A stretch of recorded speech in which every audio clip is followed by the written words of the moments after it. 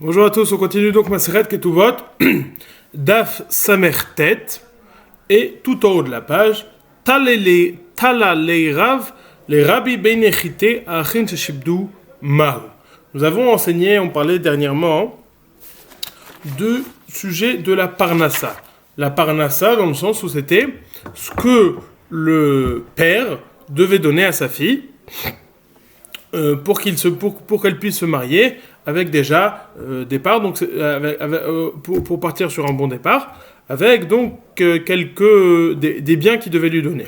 On avait parlé du cas où le père lui donnait directement, et le cas où le père était malheureusement décédé, il y avait un chiyuv, cette fille pouvait récupérer ses biens, ce qui lui revenait, de l'héritage des orphelins, de l'héritage de son père. Elle pouvait prendre de cela sa nidunia, ce que l'on appelle sa parnassa. On avait posé le Daf Samechet Amoudbet en bas, Amaravuna Amarav nous avait dit Parnassa Ena Ketnaik Tuva. La Parnassa ne ressemble pas au Tnaik Tuva qui sont au chiyuv des maisonot. Il y a des dinim qui vont varier entre ces deux chiyuvim. Quels dinim vont varier? Alors en haut, on avait mentionné plusieurs dinim. On avait mentionné, est-ce qu'on peut être Toref Meshubadim? On ne peut pas être Toref Meshubadim. Qu'est-ce que c'est Toref Meshubadim? C'est les biens que les frères auraient vendus après le décès du père. Est-ce que la fille qui réclame ses maisonnotes, ou est-ce que la fille qui réclame sa parnassa, sa nidonia, elle peut aller et récupérer ses biens chez les acheteurs si les frères n'ont pas d'autre chose avec quoi payer ce bien? On avait vu la question, est-ce que on peut encaisser ça uniquement des mekarkaïn ou même des meshubadim, des metaltelim? Est-ce qu'on peut prendre ça uniquement des biens immobiliers ou est-ce qu'elles peuvent récupérer ça même des biens mobiliers, des metaltelim? Et on avait posé la question, est-ce que le père pouvait laisser un testament comme quoi il ne voulait pas donner le chiyuv de mezonot ou il ne voulait pas donner le chiyuv de parnassa? À chaque fois dans ces trois dinim, on avait dit, qu'en ce qui concerne les mezonot, elle peut pas récupérer, elle peut pas être toref meshubadim, elle peut pas récupérer ses biens des acheteurs. Les mezonot, on ne les encaisse uniquement des mekarkaïn, des biens immobiliers, et pas des metaltelin, des biens mobiliers. Et quant au savoir au troisième din, quand bien même le père aurait laissé dans son testament, il aurait dit ne donnez pas les mezonot, il serait obligé de donner les mezonot. Par rapport à ces trois points, en ce qui concerne la parnassa, le chiyuv de nidunia, ces trois points variés. En effet, avec la parnassa, on avait enseigné qu'on pouvait être toref et meshubadim, qu'on pouvait récupérer les biens chez les acheteurs. Numéro 2, qu'on pouvait encaisser ces biens non seulement des cacaotes, mais même des métaltélines. On va voir que ça va être sujet à discussion, ce point-là aussi. Et le troisième point, quand bien même, si le père a dit « je ne veux pas qu'après ma mort on donne ça à mes enfants, à ma fille », il a tout le droit et ça dépend de lui. Maintenant, on va continuer sur cette même question au sujet du point numéro 2, qui était de savoir est-ce qu'on peut encaisser cet argent, est-ce qu'on peut récupérer cette dette chez les acheteurs des biens des enfants? Si les enfants ont vendu des biens à quelqu'un et qu'ils n'ont pas d'autre argent pour payer ces dettes, est-ce que la fille peut récupérer cet argent chez les acheteurs? Tala leirav les beinechite. Talé les rav, les rebi, beinechite. Achin sheshibdu mahu. Rav a envoyé à Rebi une lettre pour lui demander comment allait-il, comment vas-tu, Igret Shlomim. Et entre les lignes, il a inscrit une question où il lui a dit Achin sheshibdu mahu. Les frères qui ont assujetti des biens, c'est-à-dire qui ont fait quelque chose avec ces biens, qui ont donné une certaine propriété à quelqu'un d'autre, est-ce que les filles peuvent récupérer ces biens de cette autre personne qui a en partie une propriété dessus? Quels sont les cas? On va voir, la Gemara va parler de deux cas. Le cas de Mechira, s'ils ont vendu les biens, donc il y a des acheteurs, ou le cas de Mishkenu. Mishkenu, c'est un gage. Si les orphelins ont emprunté de l'argent, ils ont donné ce bien en gage chez le prêteur, et du fait, il aurait certains droits déjà, une certaine propriété sur ces biens. Est-ce que dans ce cas-là aussi, la fille peut aller récupérer ses biens chez le prêteur? Amarle Aveyati Rapriya Kamei, Amarle Mochu ou Mishkenu. Rapriya était assis devant lui. Il lui a demandé est-ce que ta question c'est quand lorsqu'ils ont vendu les biens, est-ce que la femme peut récupérer? Ou ta question, est-ce que lorsqu'ils ont donné ce bien en gage, mishkenu, que tu te poses la question? Amarle, ma'inaf kamina ben mochu ben mishkenu. Amarle, il lui a répondu, ma'inaf kamine ben mochu ben mishkenu, motzim le parnassa, ve'en motzim le mezonot. Donc Rapria, il avait demandé à Rébi, est-ce qu'il te demande Mochu Mishkenu, et Rébi aurait répondu à Rapria, il lui a dit mais ça change rien du tout. De toute façon, Ben Mochu, que les biens étaient vendus, Ben Mishkenu, qu'ils aient été uniquement mis en gage, Motzin la Parnassa, Ve'en Motzin les Mezonot. On peut récupérer ces biens chez ces semi-propriétaires pour les biens de la Parnassa, mais pas pour les Mezonot. Donc, Rébi tranche la halacha que Motzin et Parnassa, s'il s'agit de Parnassa, on peut récupérer ces biens des acheteurs. Par contre, s'il s'agit de Mésonotes, c'est uniquement ce qui se trouve encore chez les orphelins et pas quelque chose qui ne se trouve plus chez les orphelins qu'ils auraient déjà passé la propriété à quelqu'un d'autre. Demande la Gemara. Donc, Rav, il a posé la question.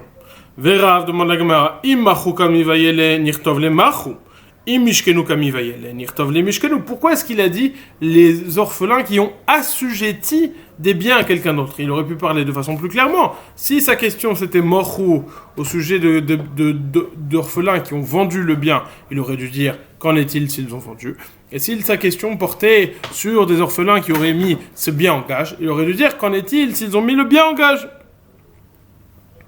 Dit la Gemara, Rav tarvayu kamivayele.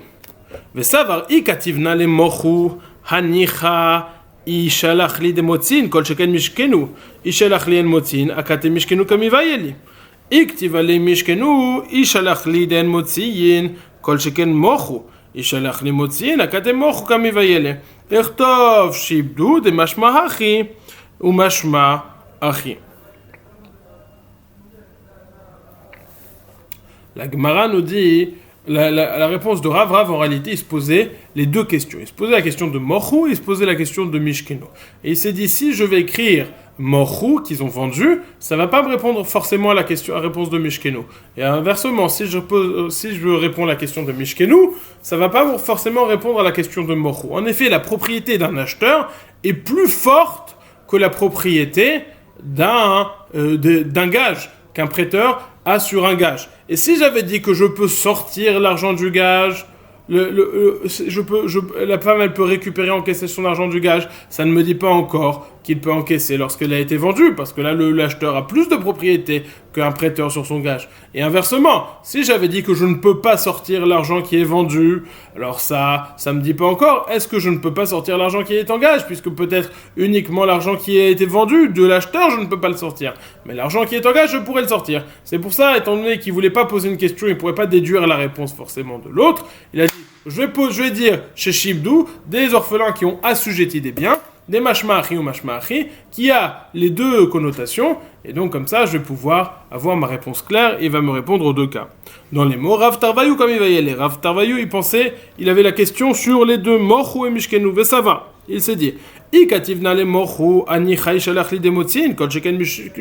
si j'avais écrit qu'ils ont vendu, et qu'on m'avait dit, Motzin, on peut récupérer, malgré le fait qu'ils aient été vendus et qu'ils ont eu une forte propriété, elle peut les sortir des acheteurs, à plus forte raison lorsque uniquement Mishkenu, lorsqu'il y a une plus faible propriété, qu'elle peut les récupérer. Par contre, Ikatav les En Motzin, si on m'avait dit que lorsque on l'a vendu, elle ne peut pas le récupérer, En Motzin, j'aurais dit, peut-être c'est uniquement dans Mochu, qu'en est-il dans Mishkenu? Lorsque c'est uniquement un gage où il y a une plus faible propriété, Adain Kamivayele, j'aurais encore été Besafek. Ikativ l'année Mishkenu, si j'avais écrit Mishkenu, que c'est un gage,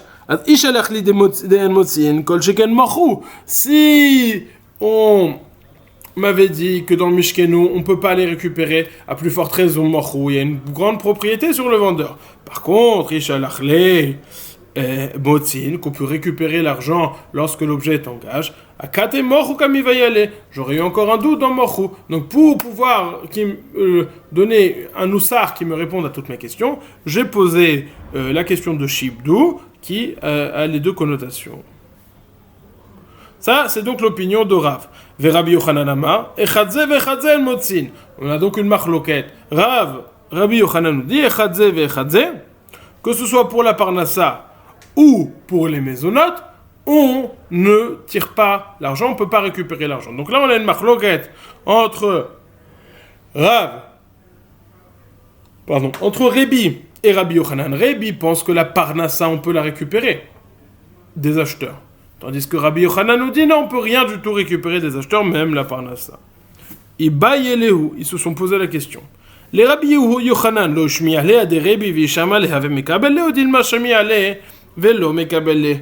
Est-ce que la raison pour laquelle Rabbi Yochanan il a dit que on peut rien récupérer, on peut rien faire sortir des acheteurs, c'est parce qu'il n'a pas entendu l'opinion de Rébi? Mais s'il avait entendu l'opinion de Rébi, il a dit si Rébi pense comme ça, je me retire et je suis Choserbi, je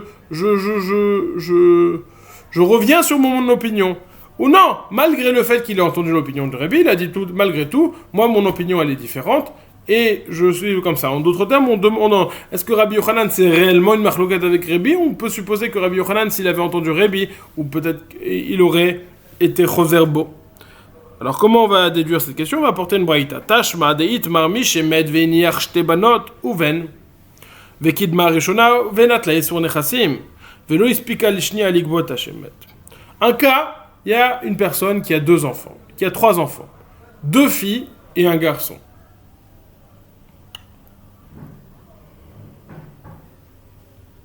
Deux filles et un garçon. Quand le père meurt, l'héritage va au garçon. Mais il est chayav de payer les mésonotes et la nidounia.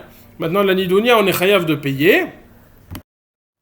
Donc, ce fils étant obligé de donner à ses 2 filles la parnassa et les mésonotes. Donc, il donne les mésonotes. Maintenant, la parnassa, on est obligé de la donner qu'une fois que la fille se marie.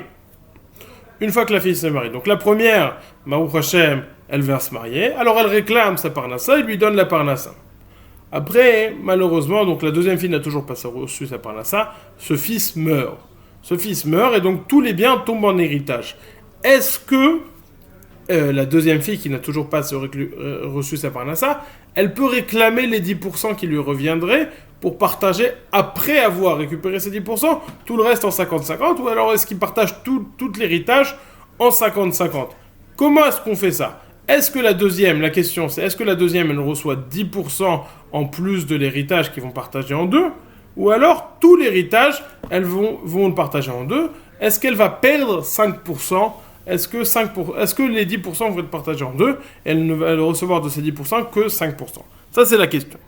Rabbi Yochanan, Shnia Vitra. Rabbi Yochanan nous dit, la deuxième est Mevateret. C'est-à-dire qu'à partir du moment où il y a une deuxième, elle reçoit tout l'argent, alors elle n'a pas besoin de recevoir la parnassa, la nidounia particulièrement, puisqu'elle reçoit l'héritage. Amar Rabbi Chanina n'est pas d'accord, il nous dit que Dola Mizouam Motzin la parnassa va motzin les maisonot, Vatamart Shnia Vitra. Rabbi Chanina n'est pas d'accord, nous dit. On a dit encore un chidouche encore plus grand que ça, à plus forte raison celui-là. Quel chidouche? On a dit que quand bien même les frères auraient déjà vendu le bien à quelqu'un d'autre, malgré tout, la fille peut venir et récupérer ce bien. Ce qu'on appelle motzin la parnassa, ce qu'on vient de voir. Donc c'est le din qui est en question plus haut. Motzin la parnassa, si quand bien même, déjà, même si le frère a vendu le bien, alors elle peut aller le récupérer. Si le bien est toujours là, quand bien même il y a un héritage, pourquoi elle n'est pas mevateret, te dirait Pranina. Et donc là, on a une machloket entre Rabbi Yochanan et Rabbi Chanina. Est-ce que la deuxième fille, elle reçoit 10%, puis après il partage tout l'héritage en 50-50, ou est-ce qu'il partage tout de suite l'héritage en 50-50? En tout cas, que voyons-nous? On a les deux opinions. On a l'opinion de Rabbi Yochanan et l'opinion de Rabbi Chanina. Rabbi Yochanan nous dit la deuxième va terret. Le Rabbi Chanina n'est pas d'accord. Il rapporte une preuve de ce qu'on dit que Motzi'in la parnassa, qu'on peut récupérer des acheteurs de la parnassa. Or, Rabbi Yochanan, rappelons-le, n'est pas d'accord avec ce din-là. Nous dit la Gemara ve'imita animal leiman amara. Il dit si Rabbi Yochanan n'a jamais entendu ce din que Motzin la parnassa, il a qu'à dire ah bon, à toi Reb Hanina, t'es en train de me dire que Motzin la parnassa, qui a dit ça? Tu vois bien, nous dit la Gemara, du fait que Rabbi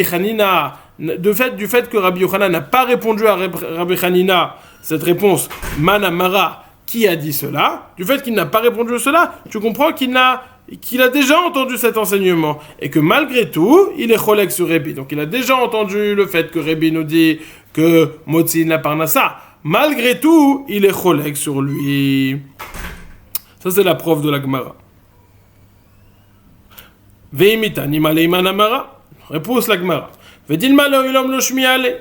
Ve'chishmi'ale kavil. Ve'sheniatam deika revach beita. Peut-être, Bémet, il n'a jamais entendu cet enseignement. Mais ici, il est cholek malgré le fait qu'il y a cet enseignement.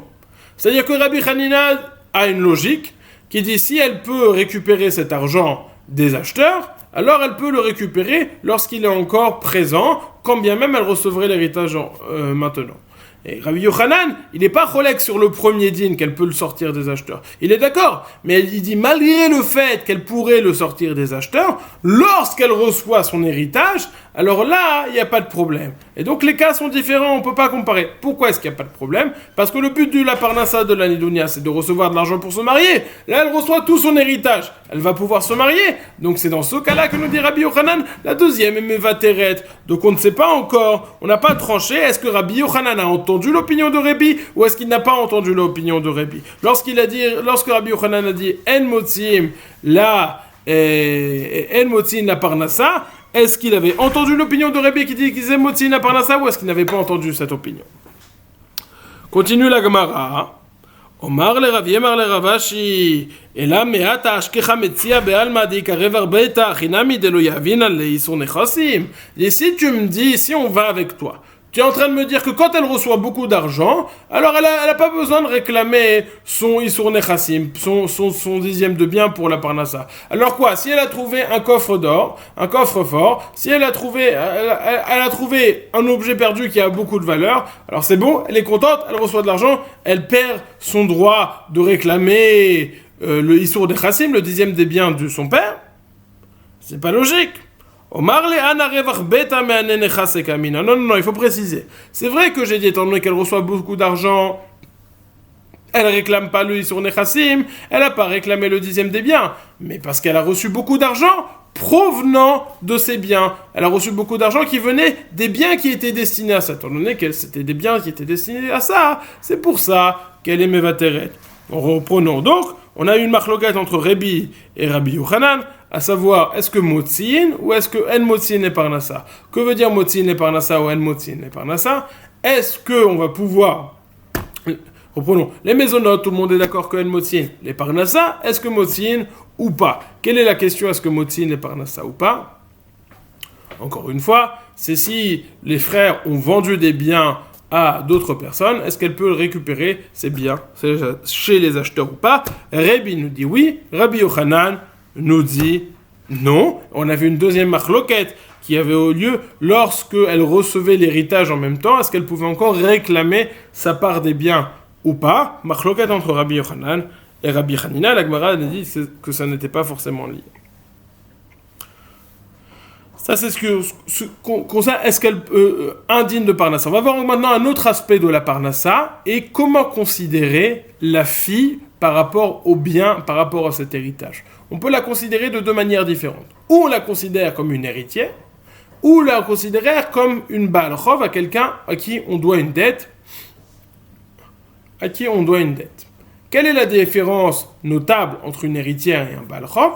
C'est que lorsqu'il y a des biens, l'héritière, elle peut choisir quel bien elle veut, puisqu'elle a une part dans tous les biens. Tandis qu'un Baal Chov, celui qui lui doit de l'argent, il lui dit « Moi, je te donne de l'argent, moi, je te donne cette terre, c'est moi qui choisis, et je te donne ce que je veux, moi. » Donc, si on la considère comme une héritière, elle a le droit de dire ce qu'elle veut. Si on la considère comme une Baal Chov, elle n'a pas le droit de dire ce qu'elle veut. Non seulement elle n'a pas le droit de dire ce qu'elle veut, mais au lieu de lui donner au lieu de lui donner un terrain, on peut lui donner de l'argent. C'est le Baal Chov, c'est celui qui est chayav, qui décide tout ce qu'il donne, quand il le donne, de quelle façon. Nous dit la Gemara, Omar Memar nous dit, Bat Yoresh et Avie. Une fille au sujet de la Parnassa, c'est comme une héritière, c'est pas comme un Baal Chov. Omar le Ravashi la Memar ilu bae le seluke bezouze achinami de loimat se le seluke amar le in. Ravashi a dit à Memar, cela veut dire que si il veut, au lieu de lui donner un terrain, lui donner de l'argent, qui ne peut pas lui donner de l'argent, il lui a dit oui, c'est vrai. S'il veut qu'elle prenne un terrain et pas un petit peu de chaque terrain, aussi, si c'est une yoreshette, si c'est une héritière, elle peut pas le réclamer. C'est donc l'opinion de Mémar. Rav Ashi, quant à lui, a une opinion différente. Bat, ba'alat chov avie. Une bat, c'est comme si on lui devait une dette. Et donc, comme les dîners qu'on a dit plus haut, étant donné qu'on lui doit, alors c'est les héritiers, les réels héritiers, les enfants, qui peuvent décider, est-ce qu'on lui donne de tel ou tel terrain, ou est-ce qu'on lui donne de l'argent, ou est-ce qu'on lui donne un terrain. Nous dit la Gemara, donc on a priori on a le marloquet entre Mémar et Rav Ashi, nous dit la Gemara, ve'af Meimar hadarbe. Même à Meimar qui pensait que c'était une yorechet, il a été choser bo. De Amar Rav Minyuni bere de Rav Nichumi.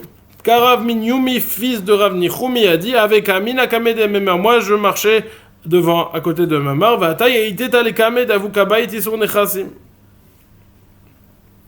Et il y a eu cette femme qui est venue devant lui, qui avait besoin d'un dixième, qui réclamait son dixième des biens pour la parnassa. Et j'ai compris qu'il pensait que s'il pouvait lui payer de l'argent au lieu de terrain qu'elle éventuellement réclamait, c'était en droit des frères de décider qu'il lui donnait de l'argent et qu'il lui donnait pas un terrain. Cela veut donc dire que c'est une balatrov. Pourquoi? Comment il savait ça? Des chamés mais achida avec ambre et ilou avelan zouzel salikna bezouze veishtik velo amar velomide. Parce qu'on a vu que les frères ils disaient aïe aïe aïe, si seulement on avait de l'argent et elle arrêterait de nous demander des terrains, on lui aurait donné de l'argent et tout aurait été clean. Et Meimar aurait entendu cette phrase de la bouche des frères, il n'a rien dit, ishtik il s'est tu. Du fait qu'il s'est tu, on comprend qu'il est d'accord avec cela. Tosfot nous dit que Rabbeinu Tam, de cette Gemara, il tirait l'habitude que lorsqu'il était un Dayan, lorsqu'il était siégé au Beddin en tant que Dayan, et quelqu'un disait quelque chose qu'il pensait être faux, il se sentait, il apprenait de cette Gemara une obligation de le dire, je ne suis pas d'accord, et la halakha n'est pas comme ça. Parce qu'on voit ici que du fait qu'il s'est tué, on a déduit qu'il était d'accord avec ce qu'il disait, quand bien même il n'avait pas à trancher la halakha par rapport à ce cas précis, puisqu'effectivement il n'avait pas d'argent du tout. Donc la question pratique ne se posait pas. Nous dit la Gemara, Ve'ashta de Amar Ba'alachov Havie, de Abba ou de Achi. Alors on sait plus une héritière du père. Mais est-ce que c'est plus une héritière? Est-ce que c'est une balatrov? Est-ce que c'est une balatrov du père et qui passe aux enfants par les biens? Ou est-ce que c'est une balatrov des frères eux-mêmes? Quelle est la nafkamina? Quelle différence? Nous dit la Gemara, on ne peut pas encaisser des yétomim, des orphelins, un terrain, si ce n'est en faisant un joie, numéro 1, en jurant qu'ils nous doivent réellement l'argent, et numéro 2, du terrain de moins bonne qualité, de terrain qui s'appelle zibourit. Rappelons-le, on a 3 types de qualité de terrain, Idit, qualité supérieure, Bénonite, qualité intermédiaire, et zibourit, qualité inférieure.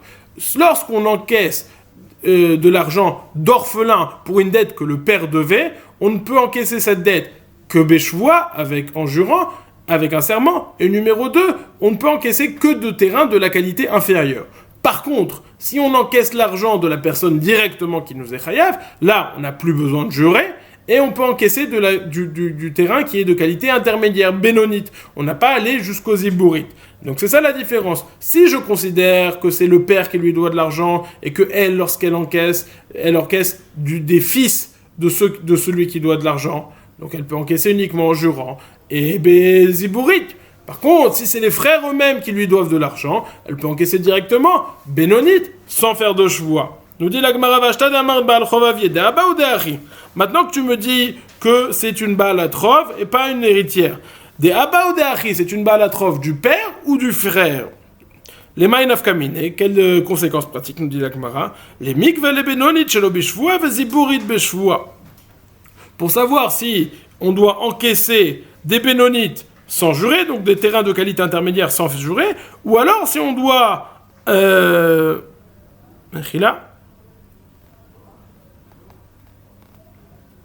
ou alors si on doit encaisser des zibourites, des terrains de qualité inférieure, en jurant. Donc la Gemara demande quel est le cas. Est-ce qu'on le voit par rapport au père ou par rapport au frère?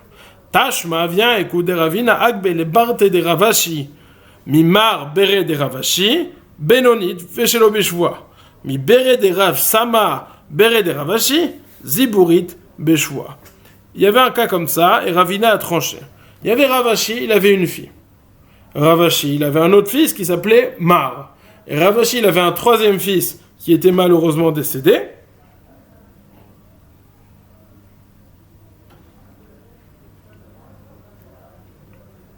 Qui s'appelait Rav Sama.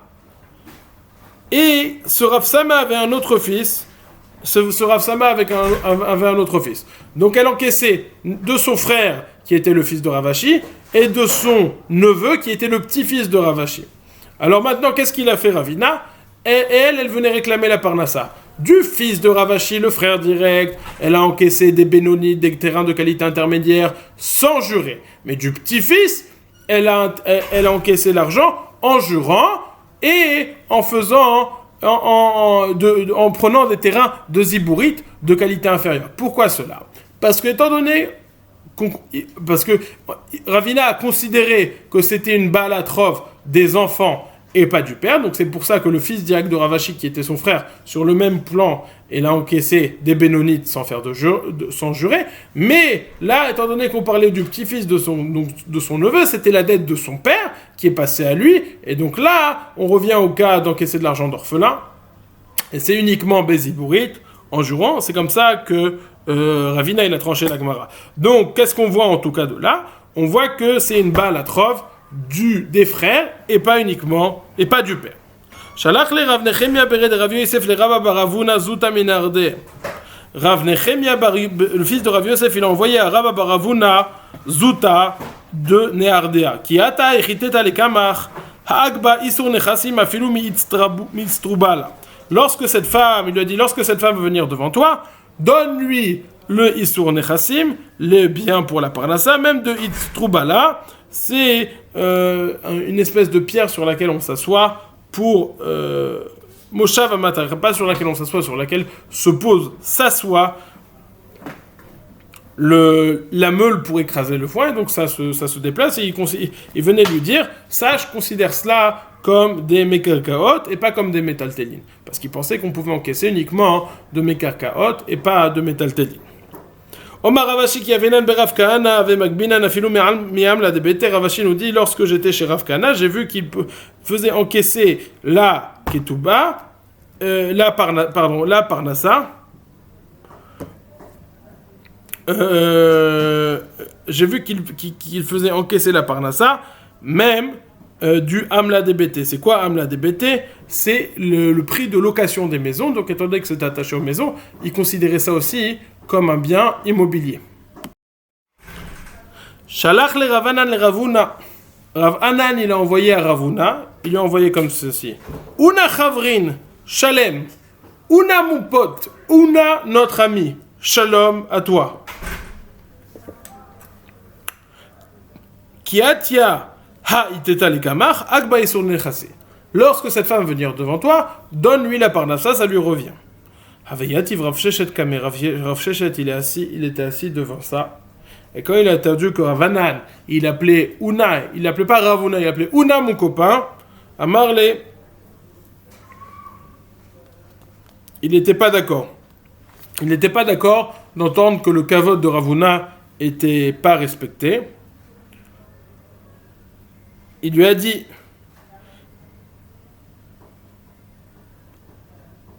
non, pardon. Rav Sheshet était assis à côté de Ravuna, et Ravuna, il a dit à Rav Sheshet, Zil eimale ou beshamta yeman de lo amarle.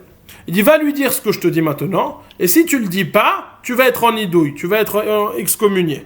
Donc il voulait qu'il lui dise. Il a dit, c'est pas normal de m'appeler Una Chavrin, Una mon copain.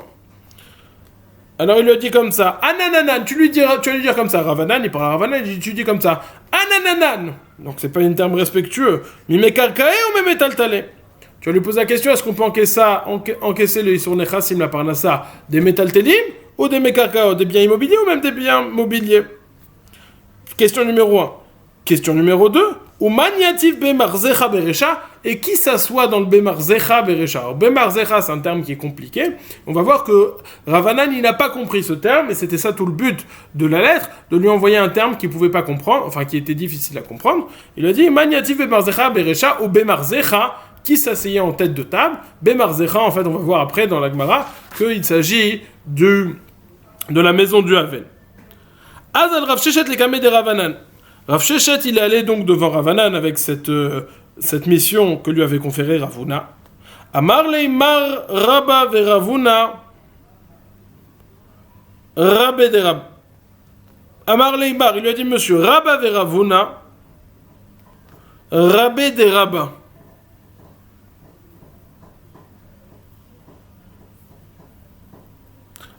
Mechila. Il lui a dit comme ça. Il lui a dit Rabba et Ravuna, qui est le Rav de Rabba, Veshamute Shamitman Delo Amarle. Il dit ils ont mis en idouille tous ceux si je ne dis pas ça. Ils m'ont dit si tu dis pas, je vais être en idouille. En d'autres termes, il leur a expliqué sachez que je le dis que parce que j'ai une menace sur moi. Vilav de Shamit Lo avec Amina. Et si je n'avais pas eu cette menace de nidouille sur moi, je ne l'aurais pas dit.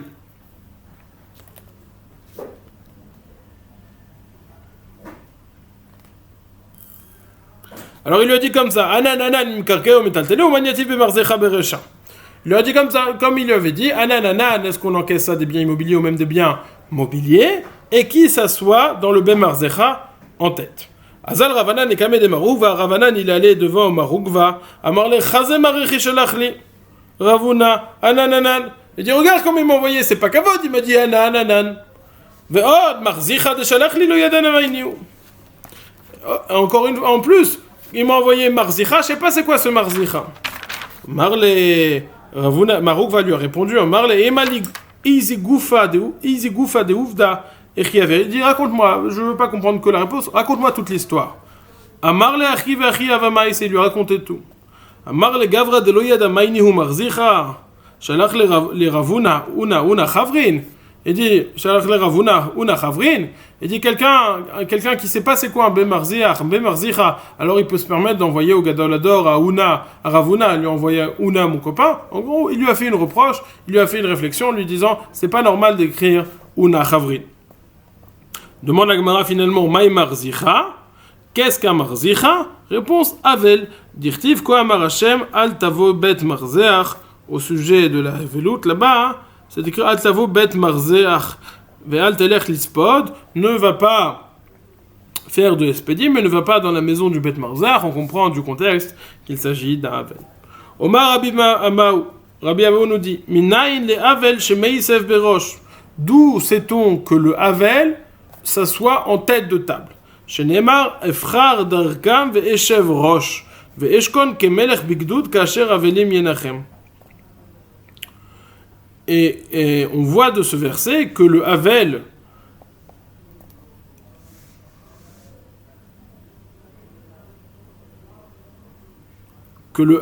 se tient en tête de la table comme un melech. Et le mandagma Yinachem, il va. Et celui qui s'assoit en tête, c'est celui qui va être qui va consoler. Demande la Gemara, c'est écrit consoler. Celui qui va consoler, pas celui qui va être consolé. Réponse de la Gemara, Yenucham Ktiv ou Yinachem Ktiv avec Amarav Nachman Baritzak Yinachem Ktiv. Donc là, on voit de ce verset qui s'assoit en tête. Marzutra Amar Mehoch Vesoch Marzeach Zeruchim Mar Vezach Naase Sar Lisruchim. Donc on lit de ce verset Mar Vezach, celui qui est amer et que son esprit n'est pas présent parce qu'il est en deuil, Naase Sar Lisruchim, il devient un prince parce que tout le monde vient le visiter. Omar Rava, donc ça on a fini avec ça l'histoire de Parnassa, et là on va trancher la halakha, qu'on a déjà tranché un petit peu plus haut, il y a une vingtaine de dapim. Omar Rava nous dit Il cheta mimikarkae velo mimtaltele ben le maisonné ben le ktuva ben le Parnassa. La halakha est qu'elle peut prendre ça uniquement des métaltélines, des biens mobiliers et pas des biens immobiliers, que ce soit pour les maisonnotes, que ce soit pour la ketouba, ou que ce soit pour la parnassa, donc la nidonia dont on parle ici. On continue donc la Mishnah suivante, qui nous parle encore une fois du din de parnassa, là d'un cas un petit peu différent, où le père a où le père a donné de l'argent pour la parnassa de sa fille, il a donné dans la main d'une tierce personne.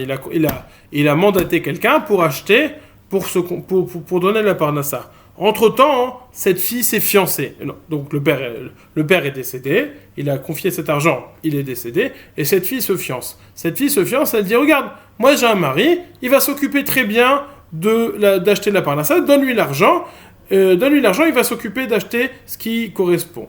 Et là se pose la question, est-ce que la personne à qui on a confié l'argent a l'obligation de s'occuper lui-même de la transaction, ou alors est-ce qu'il peut le donner au mari? Nous dit la Gemara, Mashlish maot lebito, ve'yomeret ne'eman ala Mashlish maot lebito, ve'yomeret ne'eman alay ba'ali, ya'aseh ashlish ma she'ushlash biyado, divrei Rabbi Meir. Quelqu'un qui donne de l'argent, qui mandate quelqu'un pour acheter la parnassa pour sa fille. Et elle dit, maintenant j'ai un mari, il va s'occuper très bien. Que doit faire cette personne? Nous dit Rabbi Meir, ya'aseh ashlish ma she'ushlash biyado, divrei Rabbi Meir. Rabbi Meir dit, il doit faire ce qu'on lui a demandé de faire. Explique Rashi pourquoi des mitzvahs, les kayem d'Ivramet, parce qu'on a une obligation d'accomplir les paroles du mort. Celui qui est mort a voulu ça, donc c'est ce qu'on doit faire. Rabbi Yossi Omer, V'chiena el asadeh v'irotza lemocha, ari mechura me'arshav. Il dit, si il lui avait acheté le terrain, il lui avait donné, elle a le droit de le revendre et de récupérer l'argent, alors considère qu'il a vendu et qu'elle l'a récupéré, qu'il a acheté un terrain, qu'il lui a donné, qu'elle l'a vendu et qu'elle l'a récupéré, donc voilà, il lui donne l'argent, donc au lieu de faire tout ce balagan, on peut lui donner directement l'argent, donc Rabbi Yossi dit, il peut lui donner à la fille. Ba medvarim amurim bigdola, aval bigtana en maaseh katana klum. Tout ce qu'on vient de dire, c'est uniquement dans une gdola. Mais dans une ktana, les maasim du ktana n'ont pas de valeur. On va voir, cette Gemara va être expliquée dans la Gemara. Cette phrase va être expliquée dans la Gemara. À quoi cela correspond-il? Tanu Rabbanan, nous avons enseigné. Amashlish maot le chatano likach mehen sadeh lebito. Quelqu'un qui donne de l'argent à son khatan, donc à un autre khatan, il a un gendre et une fille qui va se marier, il donne à son gendre pour qu'il s'occupe d'acheter des biens pour la fille. Ve'yomeret inatnu le ba'ali, et elle dit, donnez-le à mon mari. Mina nisuin areshut biyada, mina irusin yaseh ashlish ma she'ushlash biyado. Divrei Rabbi Meir. Rabbi Meir, il dit, ça dépend. Si elle est mariée, elle peut dire donner à mon mari, et il devra donner au mari.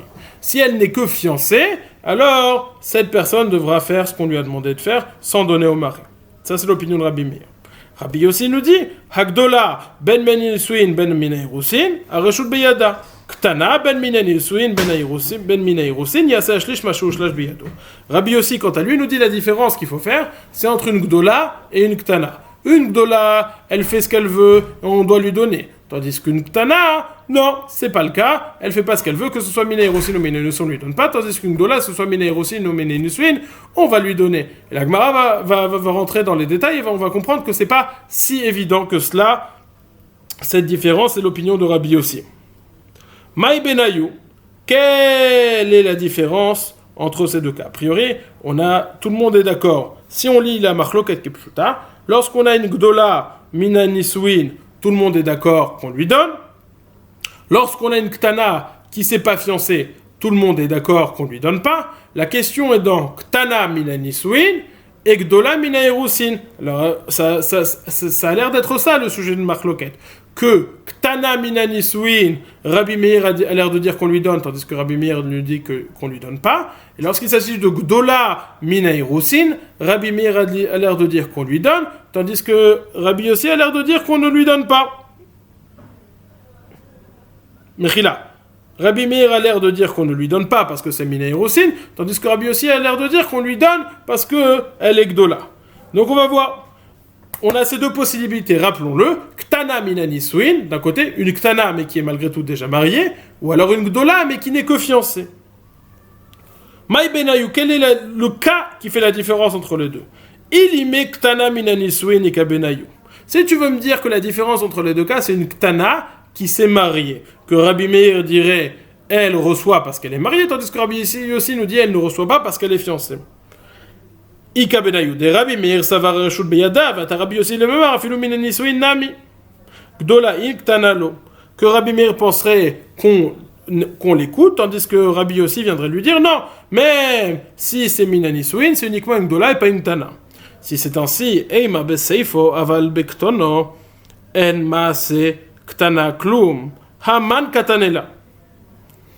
On reprend sur la Mishnah. À la fin de la Mishnah, on avait rappelé cette phrase qui disait tout ce qu'on a été dit, c'est uniquement dans une Gdola, mais dans une Ktana, en maase ktana klum.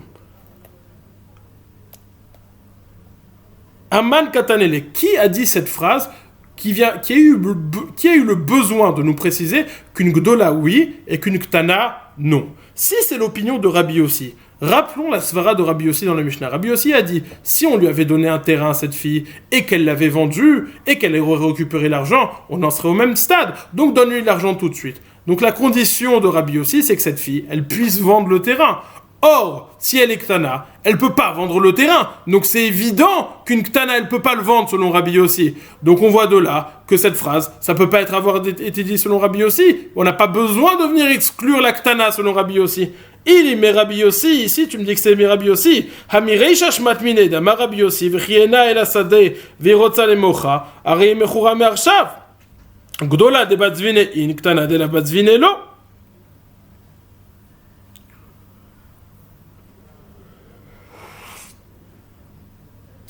Si tu me dis que c'est Rabbi Yossi, déjà dans sa phrase, on a déjà entendu ça, car Rabbi Yossi nous a dit on n'a qu'à la considérer comme un champ et qu'elle aurait vendu, qu'elle veut le vendre, et donc on considère-le comme si le champ a déjà été vendu.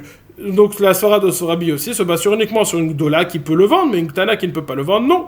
Et la Rabbi Meiri, v'chasure mechasre v'achikatane, ya'ase ashlish mashu shlash beyado.